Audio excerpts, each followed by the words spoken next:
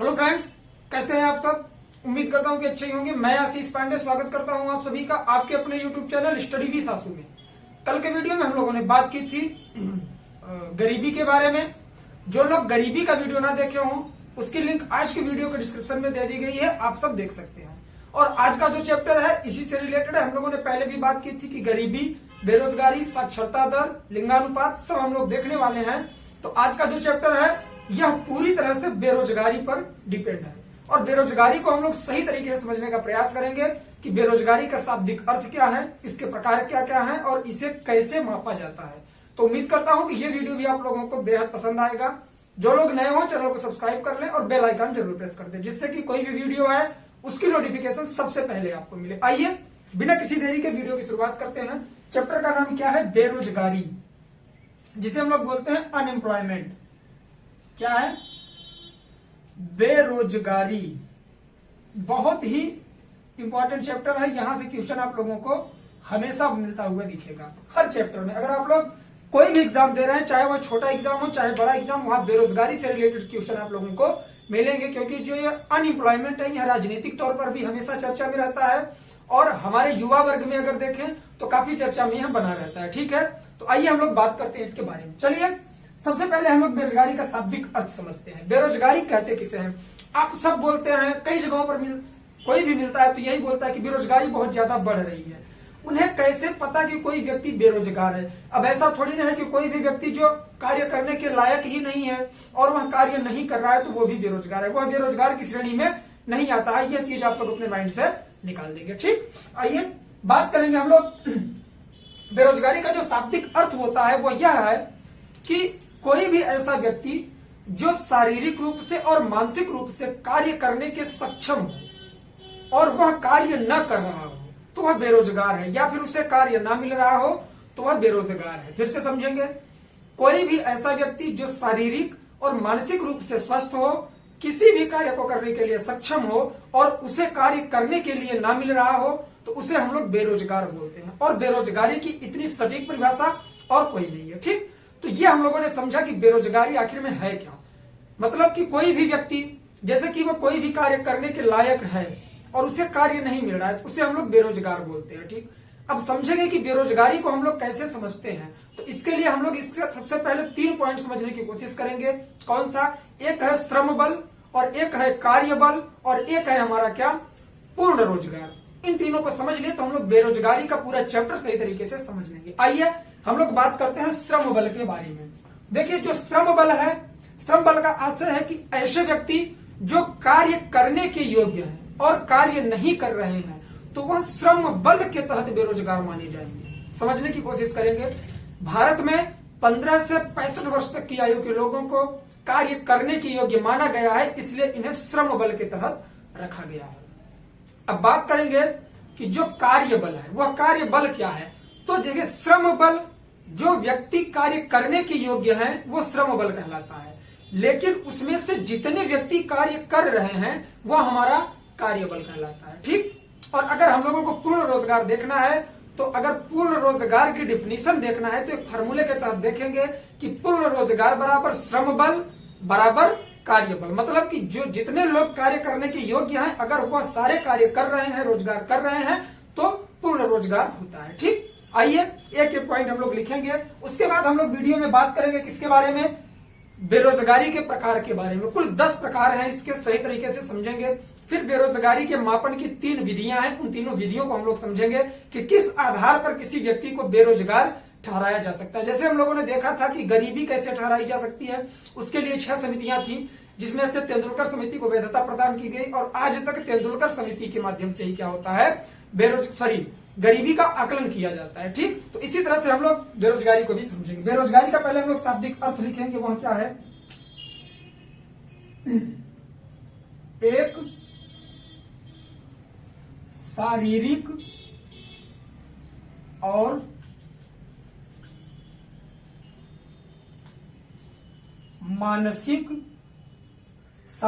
और मानसिक रूप से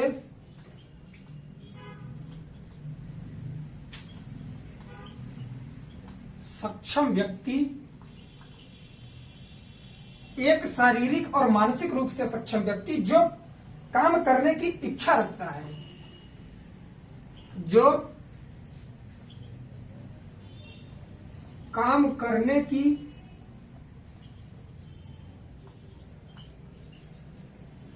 इच्छा रखता है, इच्छा रखता है लेकिन उसे काम ना मिले, लेकिन उसे काम न मिले, काम न मिले। मैंने आप लोगों से बोला था ना कि जो इकोनॉमिक्स है ये सिर्फ फैक्ट पर आधारित है। अगर आप लोग सही तरीके से याद करते रहेंगे तो सारा का सारा इकोनॉमिक्स आप लोगों का क्लियर हो जाएगा और पता भी नहीं लगेगा। और मैंने जितने चैप्टर आप लोगों को आज तक बताए हैं, अगर वो भी आप लोग सही तरीके से पढ़ लिए होंगे तो वनडे एग्जाम के तहत जितने भी एग्जाम होते हैं, चाहे एनटीपीसी ले लीजिए, चाहे रेलवे ले लीजिए, चाहे आप लोग हाई कोर्ट का एग्जाम ले लीजिए, एसएससी, बैंक, इन सब में सारे क्वेश्चन आपके मिलने वाले हैं। एनटीपीसी का एग्जाम चल रहा है, मैं पर डे पेपर देखता हूं, सारे क्वेश्चन यहीं से आ रहे हैं। आप लोग मन लगाकर सही तरीके से वीडियो देखिए, नोट्स प्रिपेयर करिए और रिवीजन करते रहिए। इसी से आप लोगों का हर एग्जाम क्लियर हो सकता है। ठीक, तो देखिए बेरोजगारी का हम लोगों ने कितने सिंपल वे में समझ लिया कि एक शारीरिक और मानसिक रूप से सक्षम व्यक्ति जो कार्य करने की इच्छा रखता हो लेकिन उसे कार्य करने का मौका नहीं मिल रहा है या फिर रोजगार नहीं मिल रहा है, इसे हम लोग बेरोजगारी बोलते हैं। ठीक, आइए बेरोजगारी के तहत 3 पॉइंट है, उसे हम लोग समझेंगे। सबसे पहला क्या है? श्रम बल। कौन सा? हम लोगों ने भी बात की थी, श्रम बल। श्रम बल के तहत क्या आता है? वे लोग जिन्हें कार्य करने के लिए सरकार की तरफ से निर्धारित किए गए हैं, क्या आयु निर्धारित की गई है उनकी, क्या है आयु? 15 से 65 वर्ष की आयु वर्ग के लोग,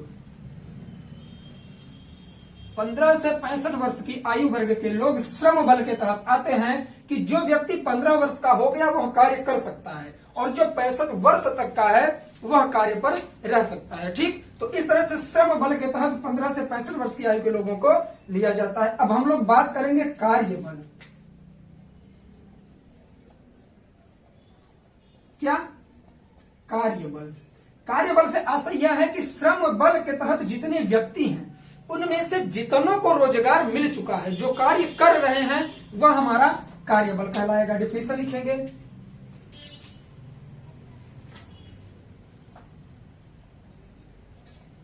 नहीं ऐसे लिखेंगे, देखिए चीजें एक दूसरे से जोड़कर लिखेंगे, याद होंगी। क्या?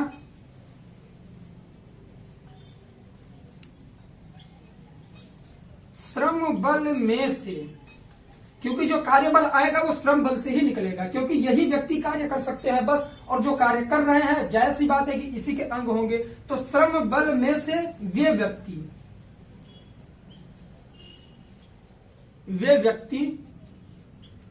जो कार्य कर रहे हैं। ठीक, ये क्या कहलाते हैं? हमारे कार्य बल कहलाते हैं। ठीक, अब इस तरह से हम लोग देखेंगे, अगर बेरोजगारी की परिभाषा हमें देखनी है, 2 फैक्ट हम लोगों ने समझ लिया कि श्रम बल वह है जो 15 से 65 वर्ष की आयु वर्ग के लोग हैं वो कार्य कर सकते हैं। कार्य बल वह है कि श्रम बल में से वे व्यक्ति जो कार्य कर रहे हैं, ये हम लोगों ने समझ लिया। अब अगर हम लोग इससे डिफिनेशन निकाले किसकी? बेरोजगारी की, तो एक फार्मूले के तहत हम लोग उसे लिखेंगे। बेरोजगारी अब क्या कहलाएगी कि श्रम बल जितने लोग कर सकते हैं वो हैं, उनमें से ये कार्य बल को आप निकाल दीजिए। जितने व्यक्ति कार्य कर रहे हैं वो तो रोजगार पा चुके हैं, वो बेरोजगार होंगे नहीं, तो बेरोजगार कौन होगा? श्रम बल के तहत जो व्यक्ति आते हैं वही बेरोजगार माने जाते हैं। ठीक, अब ऐसा थोड़ी नहीं है कि 5 या 10 साल का बच्चा बेरोजगार माना जाएगा, उसका तो काम ही नहीं है रोजगार करना। ठीक, तो इसलिए हम लोग रोजगार की परिभाषा यहां समझेंगे, सॉरी रोजगार नहीं, बेरोजगार।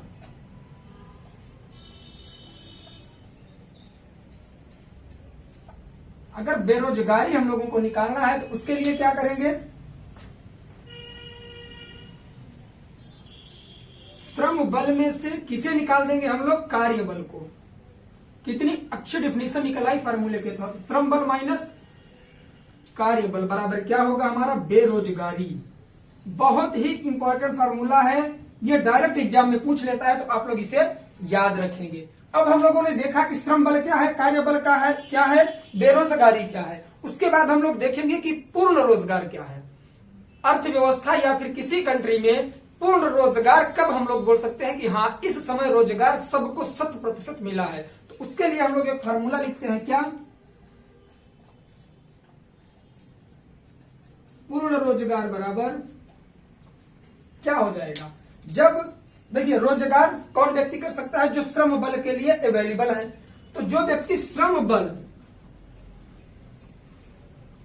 कर रहे हैं, वो श्रम बल के तहत जितने व्यक्ति आते हैं, अगर सब लोग कार्य कर रहे हैं, मतलब उन्हें कार्य बल के तहत रखा गया है, तो वो पूर्ण रोजगार माना जाएगा। मतलब पूर्ण रोजगार बराबर श्रम बल बराबर कार्य बल। सिंपल सी डिफिनेशन है, आप लोग समझ ही गए होंगे कि पूर्ण रोजगार किसे कहते हैं। देखिए कार्य बल किसे कहें हम लोग? जो श्रम बल है उसमें से जितने व्यक्ति कार्य कर रहे हैं उससे हम लोगों ने माइनस कर दिया तो हमारा कार्य बल निकल आया। ठीक, उसके बाद बेरोजगारी निकालने के लिए हम लोगों ने क्या किया? श्रम बल में से उन व्यक्तियों को निकाल दिया जो व्यक्ति कार्य कर रहे हैं। मतलब जितने लोग रोजगार नहीं कर रहे हैं इसी में से तो होंगे, तो इसमें से रोजगार करने वालों को हम लोगों ने निकाल दिया। अब बच्चे कौन? जो रोजगार नहीं कर रहे हैं, तो वो बेरोजगार हैं। उसी तरह से पूर्ण रोजगार निकालना है। पूर्ण रोजगार का मतलब है कि जब सब व्यक्ति क्या कर रहे हो? रोजगार कर रहे हो। तो उसके लिए हम लोगों ने श्रम बल बराबर कार्य बल कर दिया। मतलब कि श्रम बल के तहत 15 से 65 वर्ष की आयु तक के जितने लोग हैं, अगर सब लोग कार्य कर रहे हैं तो वो कार्य बल के तहत आएंगे, और इसी को हम लोग क्या बोलते हैं? पूर्ण रोजगार। आई होप कि ये चीजें आप लोगों की क्लियर हो गई होंगी। देखिए कोई भी चैप्टर पढ़ाने से पहले मैं पहले आप लोगों का बेस बनाता हूं। जब तक नींव मजबूत नहीं होगी तो उस पर कोई भी मकान आप बनाओगे वो गिर जाएगा। तो इसलिए अगर बेरोजगारी को सही तरीके से समझना है तो इन चारों पॉइंट को आप लोग याद रख लें। मेरे हिसाब से सब आपको याद हो चुका होगा अभी के अभी। ठीक, अब इसे आप लोग नोट डाउन करिए, स्क्रीनशॉट लीजिए, फिर मैं रफ करके बात करता हूं इसके प्रकारों के बारे में कि बेरोजगारी कितने प्रकार की होती है। ठीक, कुल 10 प्रकार की होती है। हम लोग समझेंगे कौन कौन सी है। आइए एक एक करके पॉइंट समझेंगे। चैप्टर इजी नहीं है, लेकिन इसे हम लोग इजी वे में लेके समझने की कोशिश करेंगे।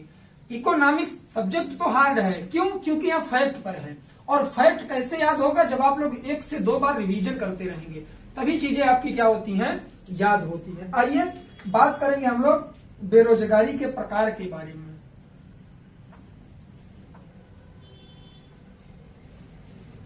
बेरोजगारी के प्रकार।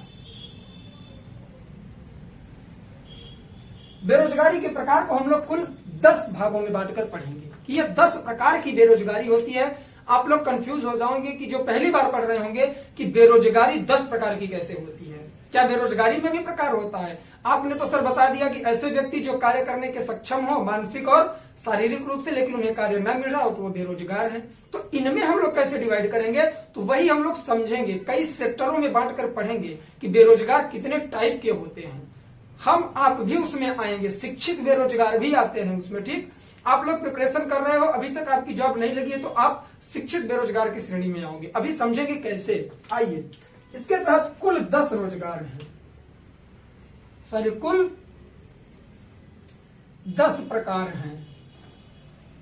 ठीक है, चलिए पहले प्रकार से हम लोग समझना स्टार्ट करते हैं। सामान्य बेरोजगारी। क्या? सामान्य बेरोजगारी।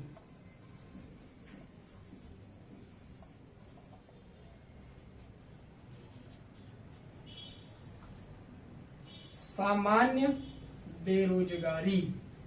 ठीक, इसके तहत क्या आता है? देखिए रोजगार करने पे हमें क्या मिलता है? मजदूरी मिलती है, सैलरी जिसे आप लोग बोलते हो। वो थोड़ा स्टैंडर्ड लेवल हो जाता है, और अगर हम लोग सिंपल वे में बोले तो वो मजदूरी ही है आपकी। आप कितनी भी बड़ी फैक्ट्री में, कितनी भी बड़ी कंपनी में या किसी ऑफिस में कार्य कर रहे हो, उसके बदले में आपको जो मुद्रा मिल रही है या फिर जो आपकी सैलरी मिल रही है वह मजदूरी ही है आपकी।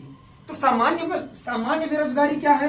कि जो वर्तमान में प्रचलित मजदूरी है उस पर भी अगर कार्य नहीं मिल रहा है, कोई भी व्यक्ति प्रचलित मजदूरी पर भी कार्य करने के लिए तैयार है और उसे कार्य नहीं मिल रहा है रोजगार, तो वह सामान्य बेरोजगारी कहलाती है। समझ गए होंगे आप लोग कि प्रचलित मजदूरी, जो मजदूरी इस समय चलन में है, मार्केट में जितने रुपए मिल रहा है किसी कार्य का, कोई भी व्यक्ति उस कार्य उतने पैसे में तैयार है कि हाँ भैया मैं आपका कार्य यह करूंगा, आप मुझे यह पैसा दे दीजिएगा हर महीने। कि जो मजदूरी आपने निर्धारित की है इस पर मैं कार्य करूंगा और ये पैसा हमें आप हर महीने के अंत में दे देंगे। तो इसका असर यह हुआ कि वह व्यक्ति तो तैयार है लेकिन उसे रोजगार नहीं मिल रहा है। अगर वो उसके तैयार होने पर भी उसे रोजगार नहीं मिल रहा है, इसे हम लोग बोलते हैं सामान्य बेरोजगारी। छोटा सा डिफिनेशन लिखेंगे, क्या? प्रचलित मजदूरी पर कार्य करने को तैयार, प्रचलित मजदूरी पर कार्य करने को तैयार, लेकिन क्या हो, कार्य ना मिले।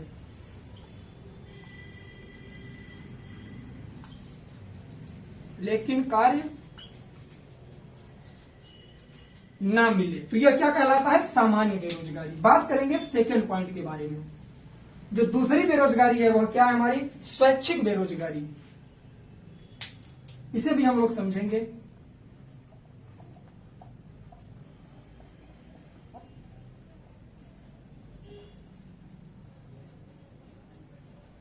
स्वैच्छिक से क्या आशय निकल रहा है कि अपनी इच्छा से वह कार्य नहीं करना चाह रहा है। ठीक,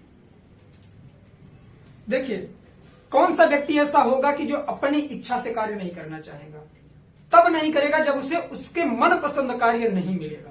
कि प्रचलित मजदूरी पर, देखिए सामान्य बेरोजगारी हमने देखा कि जो प्रचलित मजदूरी है इस पर भी तैयार है व्यक्ति कार्य करने के लिए, लेकिन उसे कार्य नहीं मिल रहा है। लेकिन जब हम लोग बात करेंगे स्वैच्छिक बेरोजगारी के बारे में, तो इसमें क्या होगा कि प्रचलित मजदूरी पर उसे कार्य मिल भी रहा है लेकिन वह कार्य नहीं करना चाह रहा है। क्यों? क्योंकि वह कार्य वह पसंद नहीं करता करना।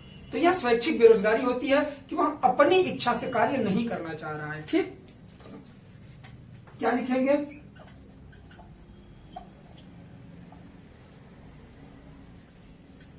प्रचलित मजदूरी पर कार्य मिल रहा हो,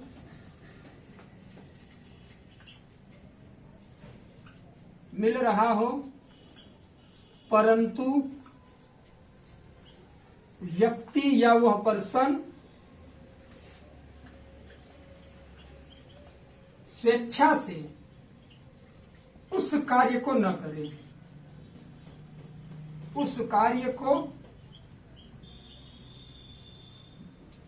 तो इसे हम लोग कहते हैं स्वैच्छिक बेरोजगारी। जो अपनी इच्छा से बेरोजगार है, यही तो बोलेंगे हम लोग कि आपको कार्य मिल रहा है फिर भी आप नहीं कर रहे हो तो आप अपनी इच्छा से बेरोजगार हो। ठीक, तो ये सिंपल वे में लेके समझेंगे, क्लियर होगा सारा चीज। तीसरी बेरोजगारी, दो प्रकार हम लोगों ने सही तरीके से समझ लिया। तीसरी बेरोजगारी क्या है? हमारी अक्षमता बेरोजगारी। अक्षमता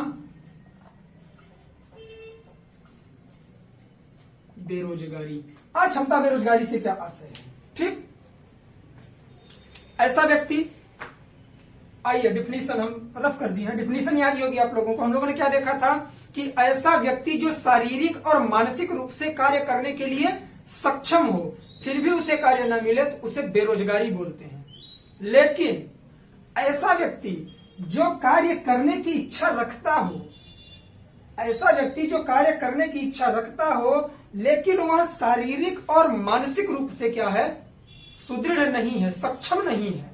मतलब कोई भी व्यक्ति अगर कोई कार्य करना चाह रहा है, मान लीजिए कि वह क्या है, हैंडीकैप है, अपंग है वह, या फिर उसकी जो मानसिक स्थिति है वह बिगड़ी हुई है, तो वह बेरोजगार की श्रेणी में आएगा। क्यों?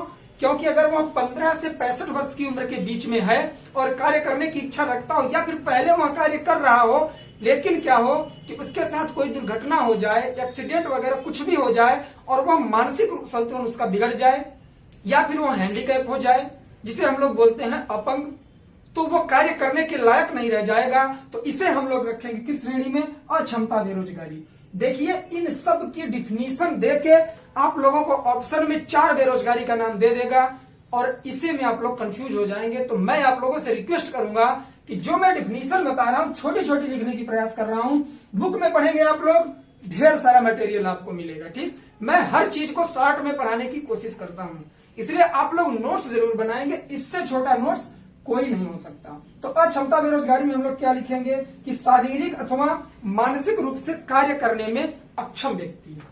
क्या? शारीरिक अथवा मानसिक रूप से, शारीरिक अथवा मानसिक रूप से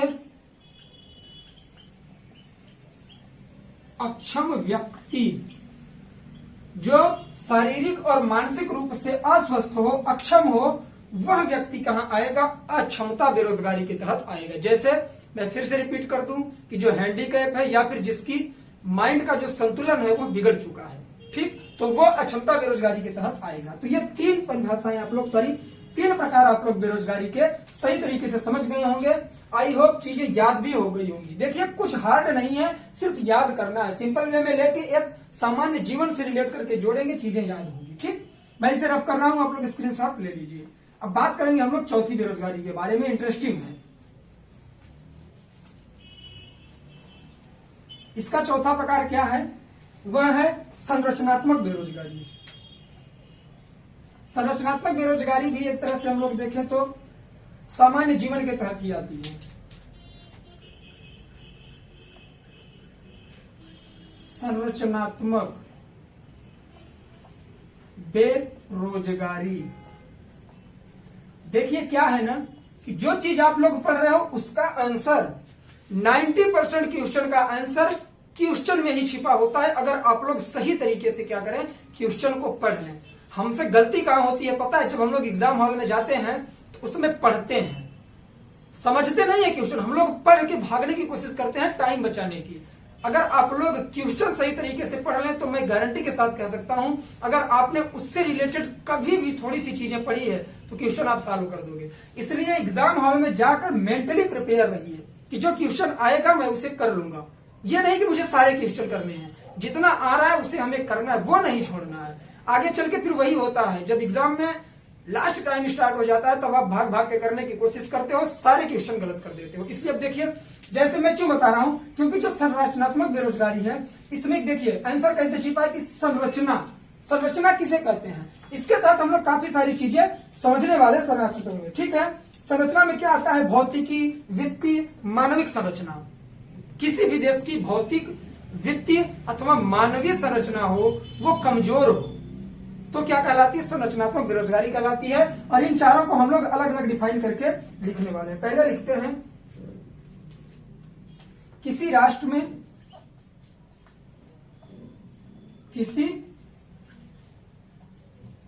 में क्या? भौतिक, वित्तीय, मानवीय संरचना। भौतिक, वित्तीय, मानवीय संरचना कमजोर, मानवीय संरचना कमजोर होने के कारण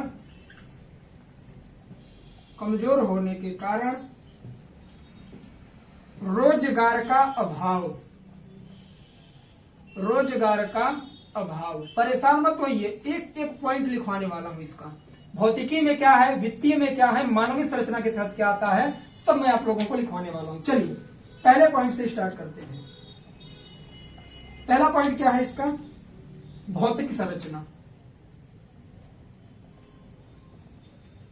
भौतिक संरचना, इसके तहत क्या क्या आता है? परिवहन, बिजली उत्पादन, परिवहन, बिजली उत्पादन इत्यादि। चलिए, भौतिकी का आशय यही है कि परिवहन क्षेत्र में क्या हो, विकास न हुआ हो सही तरीके से, इलेक्ट्रिसिटी में सही तरीके से विकास न हुआ हो, और क्या है? प्रोडक्शन, उत्पादन। उत्पादन के तहत आपका क्या आ गया? पूरा इंडस्ट्रियल एरिया आ गया, औद्योगिकरण पूरा आ गया आपका इसमें, कि अगर उद्योगों की कमी है तभी जाकर रोजगार कम मिल रहा है। तो ये हो गया भौतिक। दूसरा हम लोग बात करेंगे, कौन सा था? वित्तीय।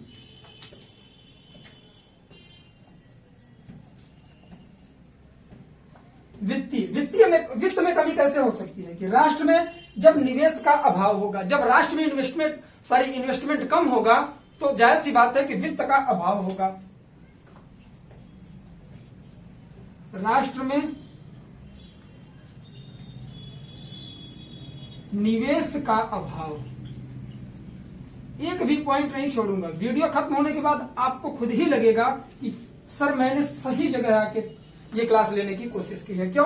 क्योंकि इस तरह से एक एक पॉइंट आप लोगों को कोई एक्सप्लेन नहीं करेगा और साथ में नोट्स नहीं प्रिपेयर करवाएगा। ठीक, स्लाइड में लिखा हुआ सब मिलता है आपको, किसी भी चैनल पे जाते होंगे, बस वही स्लाइड पे ऐसे मार्कर उठाएंगे, ऐसे ऐसे करके आपको समझा के क्या करते हैं, खाली कर देते हैं।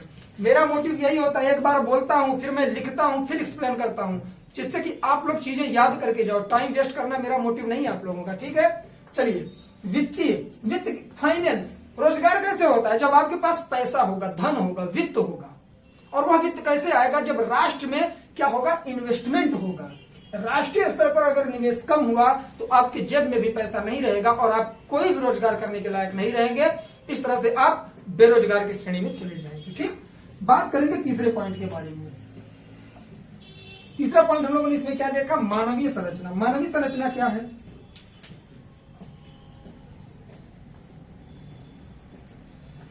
मानवीय संरचना, इसके तहत क्या आता है, कुशल मानव संसाधन का अभाव। क्या? कुशल मानव,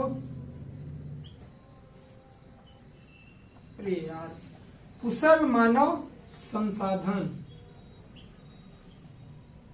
का अभाव। अब इसमें क्या है कि इंडस्ट्री तो है, रोजगार तो है, लेकिन व्यक्ति में ही क्या है, कुशलता नहीं है, तो वह बेरोजगार की श्रेणी में आएगा। तो मानवीय संरचना के तहत कुशल मानव संसाधन का अभाव। आप में तकनीकी की कमी है, ज्ञान की कमी है, आप अशिक्षित हो, तो आपको रोजगार मिलने में कठिनाई हो सकती है। तो ये मानवीय संरचना के तहत आता है।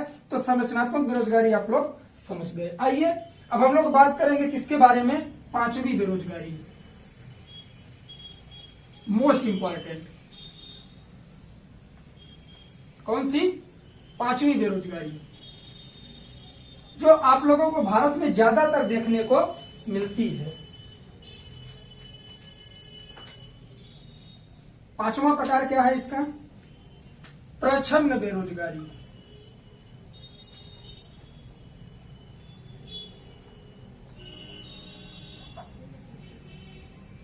प्रच्छन्न बेरोजगारी, बहुत जगह आप लोगों ने इसका नाम सुना होगा और आज मैं इसका पूरा कंफ्यूजन आप लोगों का दूर कर दूंगा। प्रच्छन्न बेरोजगारी का आशय उस बेरोजगारी से है कि कोई ऐसा कार्य, आइए एग्जाम्पल देते हैं तब समझ में आएगा ना। चलिए, आपके पास क्या है, खेत है, लैंड है जिस पर आप खेती करते हो। ठीक, चलिए कुछ फसल भी लगा देते हैं इसमें। ठीक, इससे आपको कितना मिल रहा है हर महीने, 20,000 रुपए हर साल में। एक घर में कितने व्यक्ति हैं, 10 व्यक्ति। 10 के 10 व्यक्ति इसी काम में लगे हैं। देखिए एक एक पॉइंट समझेंगे, समझ में आएगा। पहले मैं डेफिनेशन बता दूं कि ऐसी बेरोजगारी जहां कम व्यक्तियों की जरूरत हो लेकिन ज्यादा व्यक्ति वहां कार्य कर रहे हो, उत्पादन उतना ही हो। आशा यहां है कि कम व्यक्ति भी अगर वहां कार्य करेंगे तो उतना ही उत्पादन होगा, ज्यादा लोग रहेंगे फिर भी उतना ही उत्पादन होगा, फिर भी उसी में सब लोग कार्य में लगे हुए हैं, तो इसे बोलते हैं प्रच्छन्न बेरोजगारी। समझेंगे इस एग्जांपल से। खेत में खेती करनी है, घर में 10 लोग हैं, 10 लोग इसमें लगे हैं, मिल कितना रहा है, 20,000 रुपए। अगर इन 10 में से घटा के हम लोग इसे 5 कर देंगे, फिर भी देखिए जितना पैसा आप लगा रहे थे वही लगाओगे, जितना श्रम लग रहा था वही लगेगा, लेकिन जो प्रोडक्शन होगा वो भी उतना ही होगा। तो इसका मेन रीजन यही है कि प्रच्छन्न बेरोजगारी मतलब इसे हम लोग छिपी हुई बेरोजगारी बोलते हैं। छिपी हुई बेरोजगारी का आशय है कि कोई ऐसा कार्य जिसमें कम व्यक्तियों की जरूरत हो लेकिन अधिक व्यक्ति उसमें कार्य कर रहे हो, जिनके उस कार्य को ना करने पर भी उतना ही प्रोडक्शन हो रहा हो, उसे हम लोग प्रच्छन्न बेरोजगारी बोलते हैं। ठीक है, इसके डिफिनेशन लिखने की भी जरूरत नहीं है, सिर्फ एक चीज मैं लिख दूंगा, आवश्यकता से अधिक व्यक्ति। क्या?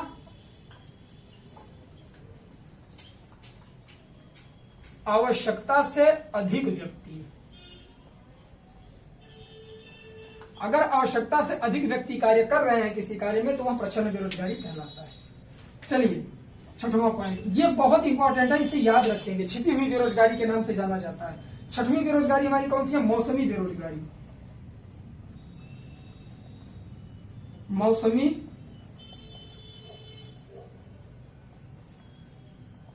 बेरोजगारी। मौसमी बेरोजगारी का आशय है कि साल के कुछ महीनों में ही कार्य मिले। ज्यादातर यहाँ गांव में देखने को मिलता है।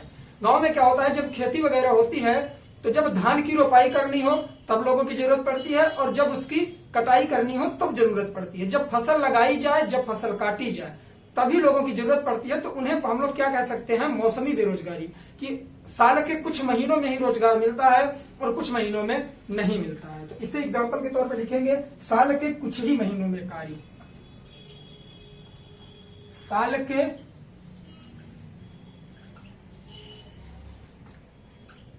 कुछ ही महीनों में कार्य। ठीक है, तो ये हो गई हमारी मौसमी बेरोजगारी। सातवीं बेरोजगारी देखेंगे। ये सब बेरोजगारी के प्रकार ही हैं, आप लोग एक एक करके नोट डाउन करते रहेंगे मेरे साथ में। शिक्षित बेरोजगारी, क्या शिक्षित बेरोजगारी, ये आ गई अब किसकी, हमारी और आपकी बात। ठीक, ऐसे व्यक्ति जो शिक्षित हैं और बेरोजगार हैं, इसका सबसे बड़ा श्रेय किस पर जाता है, गवर्नमेंट पर जाता है। और हम लोग इसे एकदम खुले तौर पर बोल सकते हैं कि सरकार सही तरीके से वैकेंसी, अगर प्रेजेंट टाइम में देखें तो वैकेंसियां नहीं आ रही हैं। अगर वैकेंसी टाइम टू टाइम आती रहेंगी, लोगों का रिटायरमेंट होता रहेगा, नए जो हमारे युवा वर्ग हैं वो रोजगार पाते रहेंगे, तो ये शिक्षित बेरोजगारी पूरी तरह से खत्म की जा सकती है। ठीक, और यह ज्यादा से ज्यादा आपको शहरों में देखने के लिए मिलती है, क्योंकि शहरों में ज्यादा व्यक्ति क्या होते हैं, पूरी तरह से शिक्षित होते हैं। और मैं आप लोगों को एक बात और बता दूं कि रोजगार का मतलब ये नहीं है कि आप गवर्नमेंट जॉब करो तभी आप रोजगार पाए हो। शिक्षित व्यक्तियों में क्या होता है कि वो शिक्षित होते हुए भी किसी फैक्ट्री में भी जाते हैं, अगर इंटरव्यू देंगे तो उन्हें उनके हिसाब से कार्य नहीं लगता, तो वो कार्य नहीं करना चाहते, अपने मनपसंद का कार्य नहीं करना चाहते। मान लीजिए कोई अशिक्षित व्यक्ति है, अगर उसे मजदूरी भी मिलेगी, मजदूरी अगर मिलेगी तो वह अशिक्षित व्यक्ति कर लेगा, जो अनएजुकेटेड पर्सन है। अशिक्षित व्यक्ति भी उसे कर लेगा, लेकिन जो व्यक्ति शिक्षित है वह मजदूरी नहीं करेगा, वह भूखे पेट रह लेगा। क्योंकि समाज की यह प्रवृत्ति बन चुकी है पूरी तरह से कि जो व्यक्ति जिस लायक है वही कार्य करेगा। आपको अगर रोजगार करना है तो रोजगार छोटा बड़ा नहीं देखना है। ठीक है, चलिए अलग टॉपिक है, हम लोग बात करेंगे कभी इस पर। इसमें लिखने की जरूरत नहीं है, सिर्फ एक पॉइंट लिख लीजिए कि ज्यादातर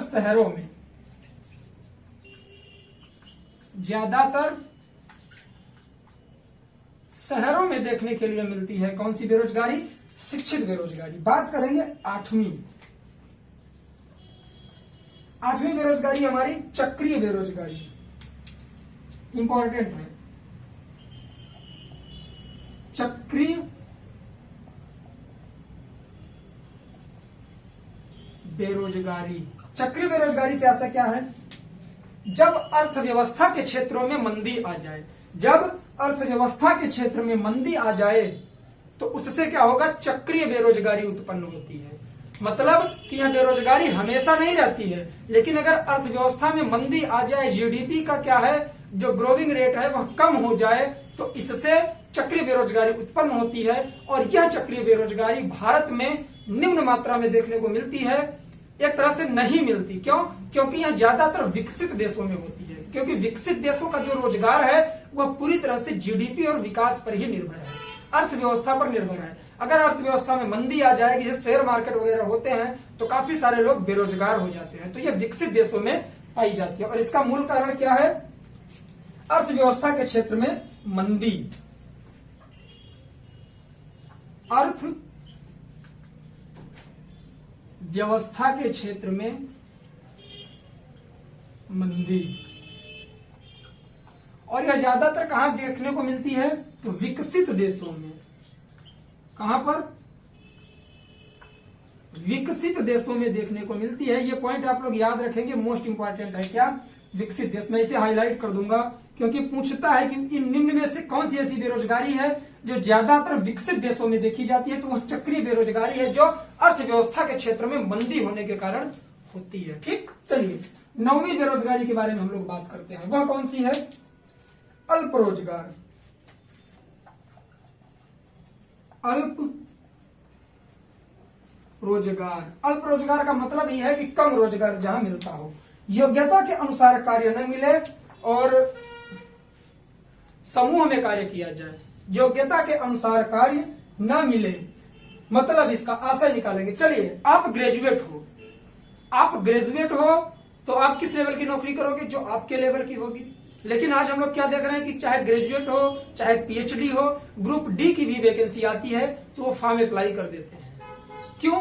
क्योंकि यह बेरोजगारी की जो मात्रा है दिन प्रतिदिन बढ़ती जा रही है। इस वजह से हम लोग इसे क्या करेंगे, अल्प रोजगार की श्रेणी में रखेंगे कि जो व्यक्ति अपनी योग्यता के अनुसार कार्य नहीं पाते हैं या नहीं करते हैं। इसे ऐसे लिख लेंगे, क्या? योग्यता के अनुसार कार्य न मिले।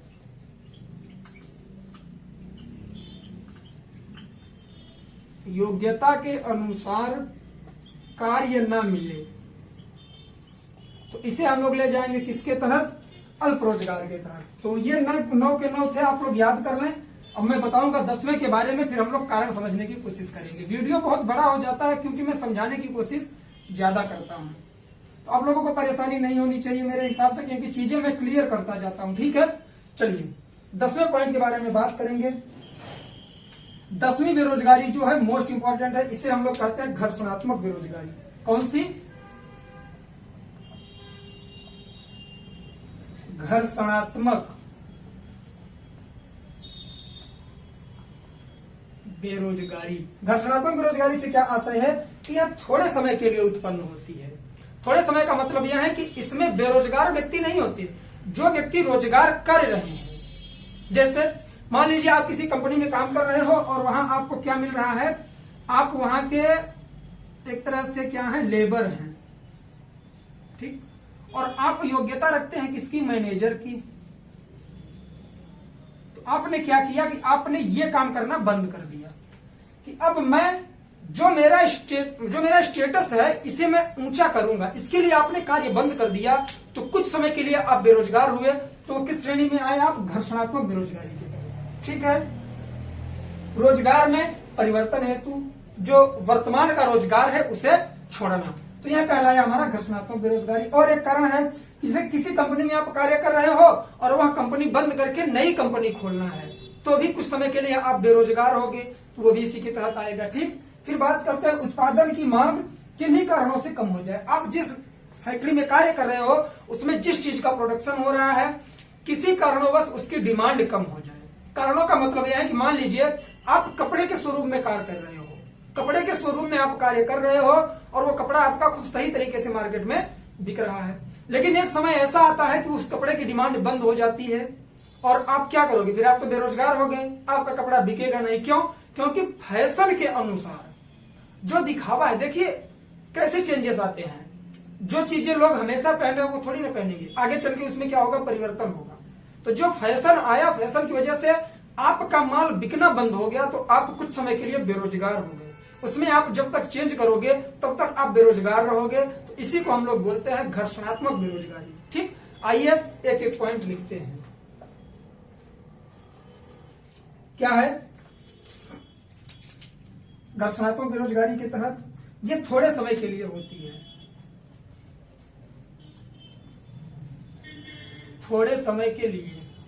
ठीक है, चलिए इसके तहत पहला फैक्टर लिखते हैं रोजगार में परिवर्तन।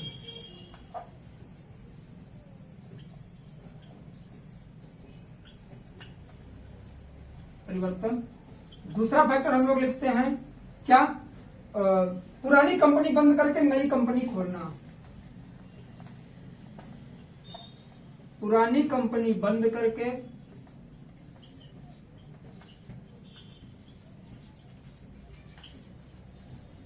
नई कंपनी खोलना। इसी तरह से काफी एग्जांपल है, आप लोग देख लेंगे। चलिए, हम लोगों ने बेरोजगारी के प्रकार को सही तरीके से समझा। अब हम लोग बात करेंगे इसे कैसे मापा जाता है। ठीक, बेरोजगारी का मापन।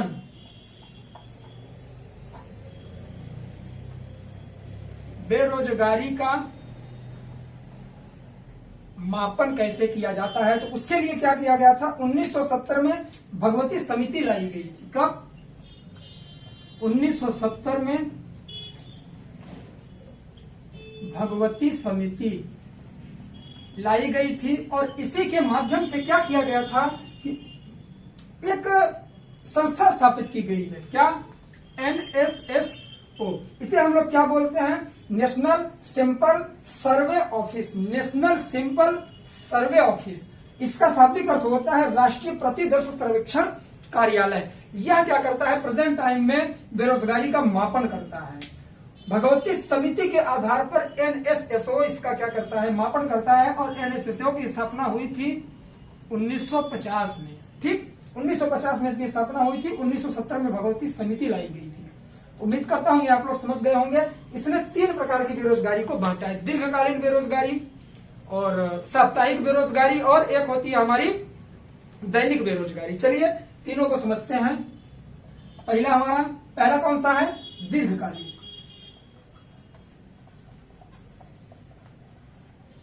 दीर्घकालिक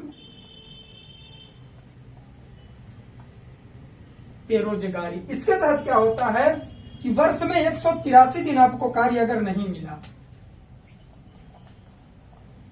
एक वर्ष में 183 दिन अगर आपको कार्य नहीं मिला तो आप क्या हैं? बेरोजगार हैं। दीर्घकालिक बेरोजगारी के तहत आएंगे। 8 घंटे प्रतिदिन कार्य करने का जो टाइम पीरियड निर्धारित किया गया है, 1 घंटे में अगर 8 दिन आपको रोजगार मिल रहा है और एक वर्ष में 183 दिन, यह भगवती समिति ने निर्धारित किया था। लेकिन आगे चलकर NSSO ने क्या किया कि एक वर्ष में इसका डेट बढ़ा दिया, दिन 273 दिन कर दिया कि अगर इतना रोजगार व्यक्ति को नहीं मिल रहा है तो वह दीर्घकालिक बेरोजगार है। दूसरा पॉइंट देखेंगे, साप्ताहिक। साप्ताहिक बेरोजगार किसे कहते हैं हम लोग? अगर वह क्या करे, सप्ताह में 1 दिन काम न मिले, सप्ताह में 1 दिन कार्य ना मिले, 1 दिन का मतलब 8 घंटे, 8 आवर्स, 1 दिन काम ना मिले, ठीक, तो वह किस श्रेणी में आएगा? साप्ताहिक बेरोजगार की श्रेणी में आएगा। ठीक है, चलिए तीसरे पॉइंट के बारे में बात करेंगे। दैनिक बेरोजगारी क्या है? अगर एक दिन में उसे आधा दिन कार्य करने के लिए नहीं मिलता है, एक दिन में आधा दिन का आशय है कि देखिए पूरा 8 घंटा होता है, लेकिन एक दिन में अगर व्यक्ति 4 घंटे का भी कार्य नहीं पाता है, एक दिन में आधा दिन या फिर 4 आवर्स, 4 घंटे का कार्य ना मिले,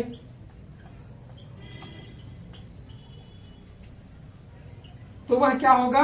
दैनिक बेरोजगार होगा। ठीक, तो इस तरह से हम लोगों ने बेरोजगारी के 3 मापकों को सही तरीके से समझा। चलिए एक बार रिवीजन कर लेते हैं। हम लोगों ने देखा क्या का, सरसरी निगाह में देखते हैं। सबसे पहले हम लोगों ने देखा बेरोजगारी का परिभाषा क्या होती है, अर्थ क्या होता है, फिर बेरोजगारी कितने प्रकार की होती है, तो कुल 10 प्रकार की होती है, उसे हम लोगों ने समझा। फिर हम लोगों ने देखा कि इसे कैसे मापा गया, तो मापने के लिए 1970 में भगवती समिति लाई गई थी, याद रखेंगे। इसके आधार पर NSSO क्या करता है? बेरोजगारी का मापन करता है। NSSO का पूरा नाम पूछ लेगा आपसे तो क्या है? नेशनल सिंपल सर्वे ऑफिस। मैं यहां लिख देता हूं, नेशनल सिंपल सर्वे ऑफिस। पहले इसका नाम ऑफिस की जगह ऑर्गेनाइजेशन था। ठीक, ऑर्गेनाइजेशन का मतलब संगठन था। जैसे हम लोग बोलते हैं इसे क्या? राष्ट्रीय प्रतिदर्श सर्वेक्षण कार्यालय। वैसे पहले बोला जाता था राष्ट्रीय प्रतिदर्श सर्वेक्षण संगठन, लेकिन इसका नाम बदलकर क्या कर दिया गया? कार्यालय कर दिया गया। तो उम्मीद करता हूं कि बेरोजगारी से रिलेटेड सारे पॉइंट आप लोगों के क्लियर हो गए होंगे। तो आज की वीडियो में बस इतना ही। हम लोग मिलेंगे नेक्स्ट वीडियो में। और जो लोग नए हो, फिर से मैं बोलूंगा, चैनल को सब्सक्राइब करें और बेल आइकन जरूर प्रेस कर दें, जिससे कि कोई भी वीडियो आए उसकी नोटिफिकेशन सबसे पहले आप लोगों को मिले। तो अब इजाजत दीजिए, मिलते हैं नेक्स्ट वीडियो में। तब तक के लिए जय हिंद, जय भारत, बाय बाय। आप लोग अपना ख्याल रखें, पढ़ाई लिखाई करते रहें।